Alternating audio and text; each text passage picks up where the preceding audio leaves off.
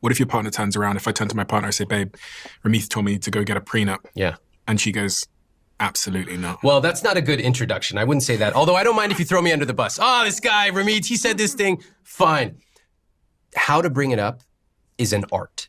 So when I was deciding on a prenup, I asked for lots of advice from lots of friends. And some of the advice out there, especially online, is not great. One of the most common pieces of advice is blame it on your lawyer.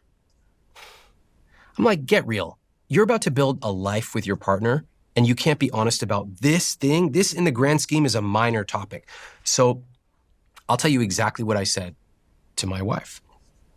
We sat down, and I said, I want to talk to you about something. You know that because of how long I've been in business, I've been very lucky, I've been fortunate, I worked hard, I've built this business up, and I'm really proud of what I've accomplished and saved. And you also know my lifestyle. I don't drive around in a Lamborghini. I like to travel, I like to wear nice clothes, and I like to save money.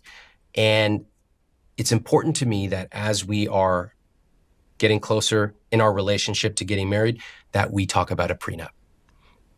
And my heart was pounding. I had planned it. I had thought about it. I had talked to so many people. What I knew is I wanted to take responsibility. It's not some lawyer that wants it. It's me. It's important to me. I wanted to bring up the topic, and I wanted to reassure my wife that I'm not going to change overnight when we get married into someone who's blowing all of our money. It's just important because of the business that I'd built. In her response, I was like, how is she going to respond? Because bringing up a prenup is very fraught. She's the best. She said, okay, I wasn't expecting that, but I'm willing to learn more about it. That's as good of a response as I could have hoped. So we started the series of conversations. We both had lawyers. It was going well at first until it wasn't. And we were talking about numbers that to me seemed astronomical. I started to feel resentful. She didn't feel listened to. She didn't feel heard. She started to feel resentful. And these conversations were like so difficult. I would say they were some of the most difficult conversations of our relationship. At one point she said, we should go see a therapist because these conversations are not good.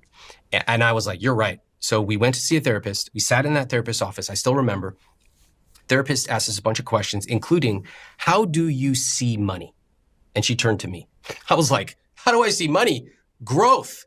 I could literally see numbers floating in front of my eyes. The optimizer in me was talking about the rule of 72. It was like so obvious. What an obvious question. Then she turns to my wife, how do you see money? And she said, safety. I said, what? Safety? To me, that was like saying charcoal. Like the two words don't relate at all. But it started us on a new path of realizing that we were seeing money completely differently. And that was exactly when I realized I wish there were other couples talking about money from behind closed doors. That exactly was the genesis of me doing my podcast and my Netflix show, to show people, not just tell them, but to show them how real couples deal with money. What was the resistance between you two? In sort of more specific terms, she wanted a different arrangement to the one that you wanted? Yeah, the terms are super technical in prenups. It's so with a prenup, you have a variety of different rules or technicalities, which would be like, what if you separate in 6 months? What if you separate in 25 years, but there are children involved? Who gets the house? What if you have a house? What if you have 2 houses? What if you have this much in your joint investment, but each of you has this much in individual investment? And so what happens is, it's not even just the numbers themselves. It's the fact that the process is set up to be adversarial. Mm-hmm. So they have a lawyer, we have a lawyer, we're communicating through lawyers when it comes to this topic, when normally you're just talking to your fiance or your girlfriend. And there's an art to also managing the lawyers. See, the lawyers there's nothing bad. We had great lawyers. I'm happy with them. But lawyers' job is to look over every freaking contingency and make sure that nothing is left to chance.